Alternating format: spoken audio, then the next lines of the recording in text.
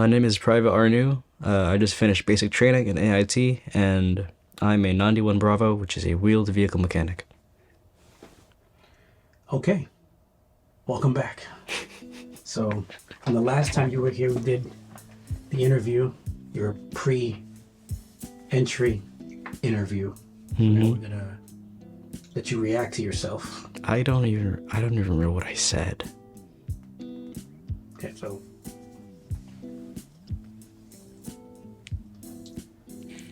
if you could list your top 2 to 3 emotions or reasons for going, what would they be? I think,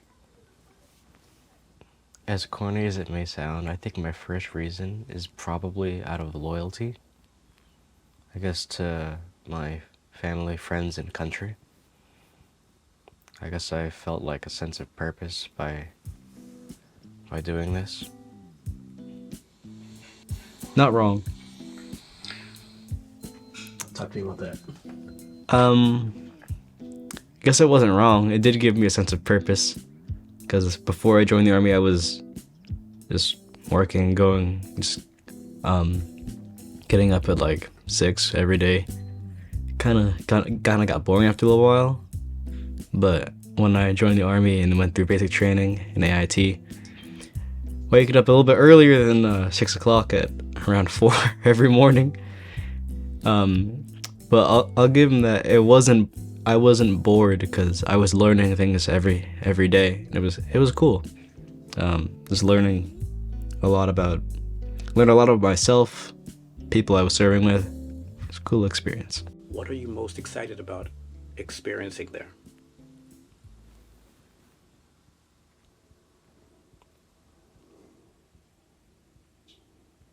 I think I'm most excited about experiencing new things. There it is. Like what? Just new things, because like I've barely ever been away from home, so this is gonna be a very drastic change of pace for me, as well as like adjusting to life. I don't think I'm really gonna need to adjust for very long though, because it's not that long in the scheme of things.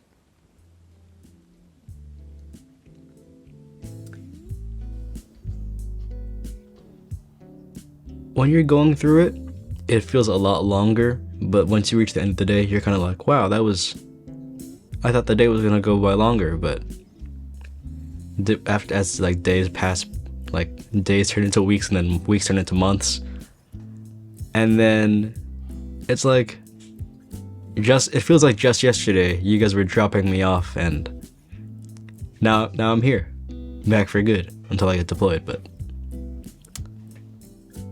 it really wasn't that long. It wasn't really that long.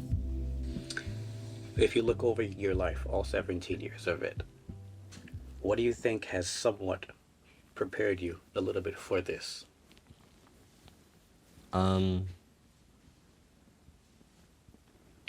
I think the thing that's prepared me most is having been homeschooled for my life, because that gave me, I want to say, like a leg up on the competition, so to say, where I had time to research things and I guess formulate my thoughts, and to be able to,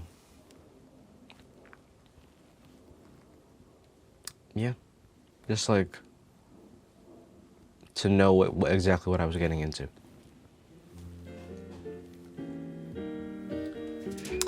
Yeah,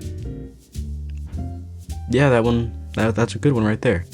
When I got there, and just going through RSP too, that also helped, because when I got there, I already knew basically everything I needed to know.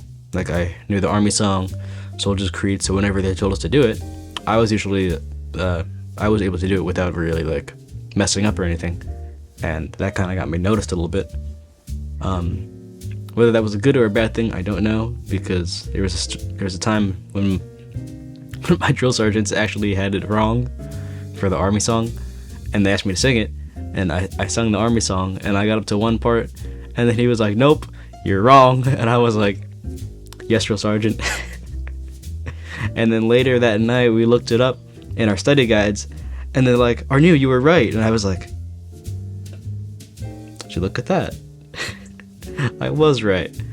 And then I asked a different drill sergeant the next morning how the song goes, and then he was like, yeah, it's and he said that part, and I was like, okay, so I was right then.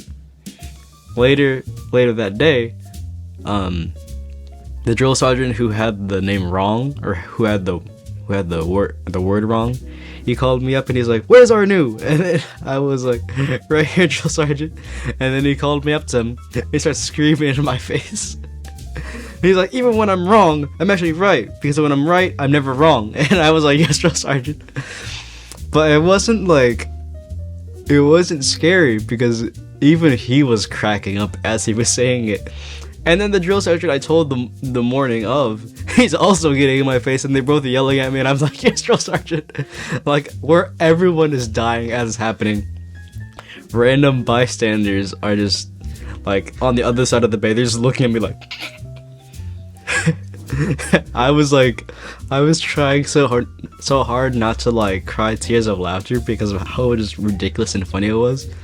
That went on for a solid 5 minutes. And he was just yelling at me. He's like, when I'm wrong, I'm actually right, because I'm never wrong, because I'm always right. And I was like, you got that, Art? He was like, you got that, Art? I was like, yes, drill sergeant. So, but back to what I was talking about before. It was being homeschooled definitely did give me a leg up on the competition, because I already knew everything I needed to know prior to coming to basic training and reception and AIT. So it wasn't really a culture shock. Like, the biggest culture shock was actually experiencing it, but I already knew what to expect, so I adapted to it pretty quickly. What do you think you're most confident about regarding this new chapter? What do you think about, or not like you're going to know what you're going to encounter, but what makes you feel pretty positive about it?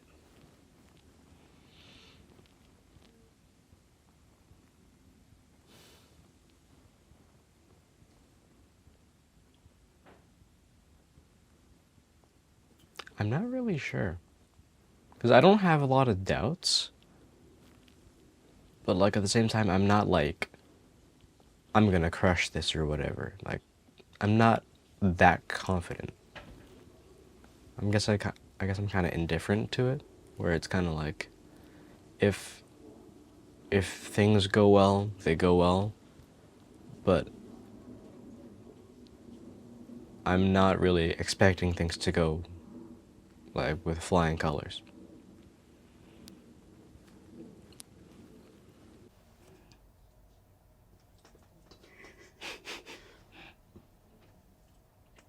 All I'm gonna say is that it didn't go bad, but, like, every day I had a constant feeling of, it is what it is. Some days were worse than others, where I was kind of like, not much I can do about it, but yeah, that's all I'm gonna say about it. What do you think would make you decide that I want to stay longer? I think there are, like, a bunch of things, but chiefly being, if my plans for civilian life don't quite work out, like, if I can't find a job, or if I don't like adjusting back to civilian life, because I guess that's where I'll have spent the last 8 years.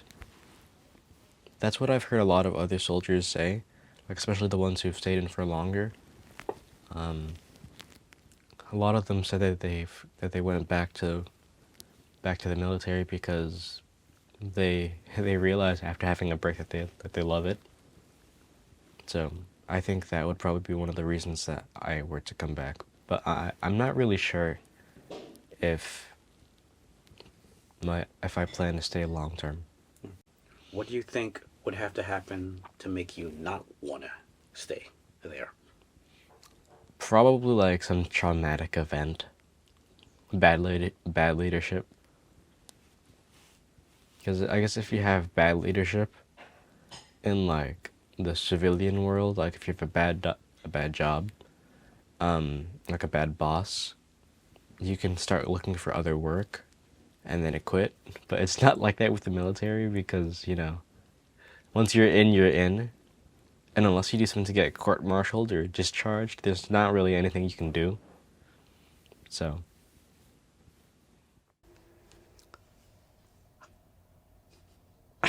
that was a lot.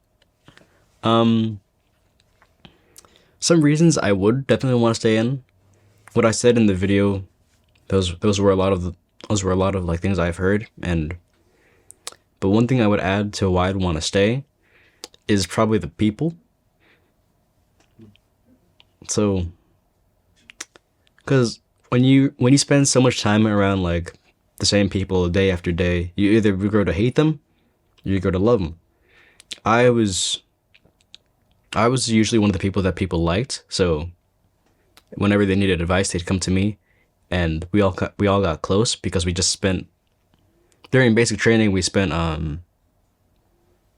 like 2.5 months together every single day, and I formed bonds with a lot of the same people. And as I went on to AIT, a lot of those same people came in the same platoon with me, so we were able to like kind of become even closer because we were all together. We had known each other from basic. So yeah. As for reasons why I wouldn't want to stay, yeah, I guess traumatic experience, or something that prevents me from re-enlisting or staying in. Would I actually re-enlist? I don't know. I'd say it's too early in the future to tell, or like too early in my career to tell, but maybe not. I guess that would kind of breed resentment towards a certain individual. I hope it doesn't happen though. There were a couple people we didn't like. People here. So, what activities do you think you'll miss once you go?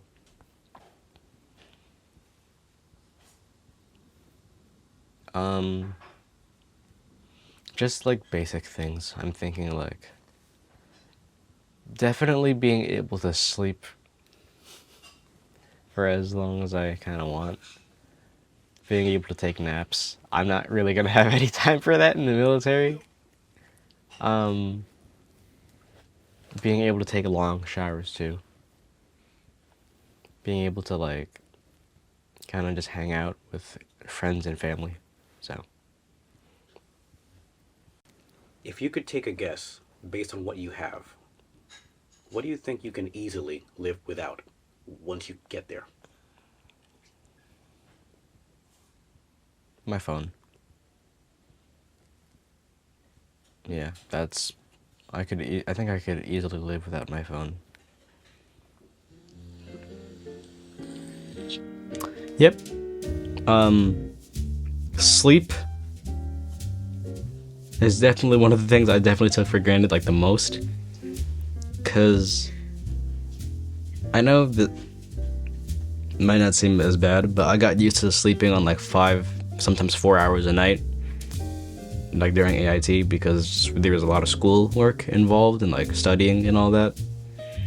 But during basic, wake up was usually around 4:30, and then we would go to sleep at 9ish. It was around then. So even though we were technically given a full 8 hours of sleep, we didn't actually get a full 8 hours of sleep because there was still a lot of stuff we needed to do. Like if it was a hotter day, we would just go take showers and stuff, but there's such a long line for people taking showers. Yeah, I didn't really get a lot of sleep, but I did get to take a lot of naps. So one way I've heard that basic training described is 10 weeks of trying to find the most creative ways of taking naps without getting caught. And that's really accurate, because at any given time you could go into our latrines, just find like 8 people knocked out. in different areas. So like some of us would sleep on the benches by the shower. You had people sleeping in the shower stalls too, which didn't make much sense. There was like a threshold between the latrines and the showers. People would be asleep there. But my personal favorite spot was sleeping underneath the sinks, because you couldn't turn the lights off in the latrine. So when you slept underneath the sink, that kind of eliminated the problem because it was a little bit darker. If we were in uniform, I would just take my my PC out, which is my hat. I would just drape it over my eyes and kind of just knock out. So I didn't get a lot of sleep, but I did take a lot of naps. So it kind of compensated for it. Did anyone ever oversleep? Yeah, we had this dude who missed chow one time. Because we were a little bit rushed that day, so we didn't have time to take like a count to see who was there. We get to chow, we eat our food, and then we're like forming up at the end of chow. We're getting ready to march off. And we're doing our count. We're missing one. And we're like, he's asleep. We left him. Yep, he slept right through chow, and yeah, that was that. I actually did sleep through chow once at AIT, but that was an accident.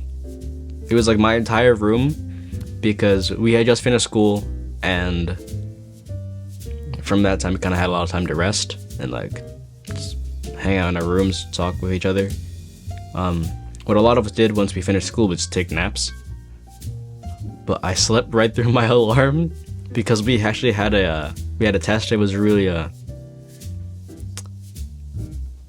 it was a longer test. It's like 80 questions, and I open up the test. I'm looking at it. I was like, I'm failing this. So I'm wasting a lot more brain power trying to like think back to like this is like the beginning of the cycle time, like beginning of the cycle type questions, and I'm like, I don't remember any of this. They're asking us like all these questions that no one knows the answer to. We're all like, yeah. So after I'm done taking this 80 question test that I'm like 99% sure I failed, I get back to the barracks and I set like an alarm for like an hour or two. I slept through my alarm. I wake up like maybe two hours later. I look at my watch. I missed chow.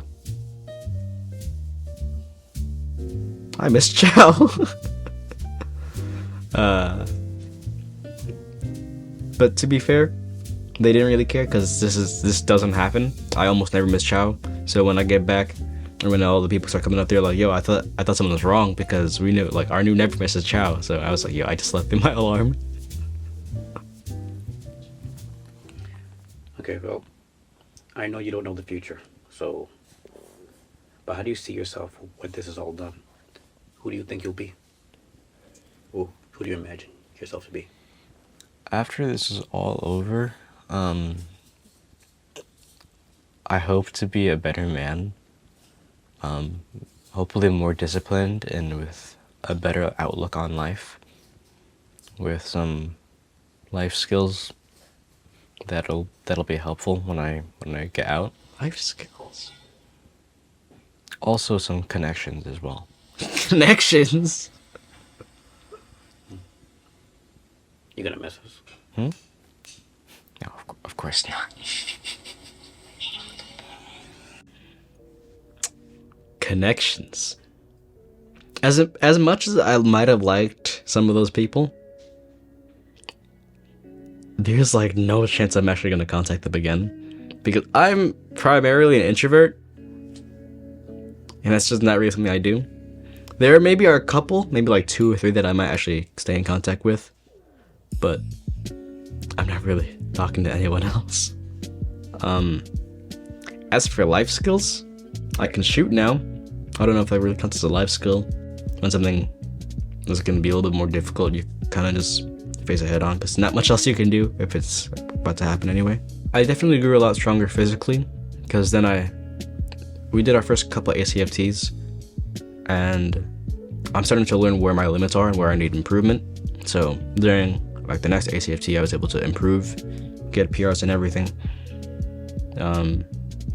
as far as mentally stronger, yeah, because I basically knew why I enlisted, so I kind of had that motivation for the entire time. It got harder at some times when I was kind of like, I hate this place, but other than that, that was about it. I did get physically stronger, learn where my limits are and how to, I guess, press forward through those limits. So you think this Seraph was, let's say, on a scale of 1 to 100, how right was he, or how clueless was he? Pretty clueless. Pretty clueless. Like, I did have a lot of good points, but I didn't know what was going to happen. I had no idea. So, yeah. We're glad you're back, man. I'm glad to be back too.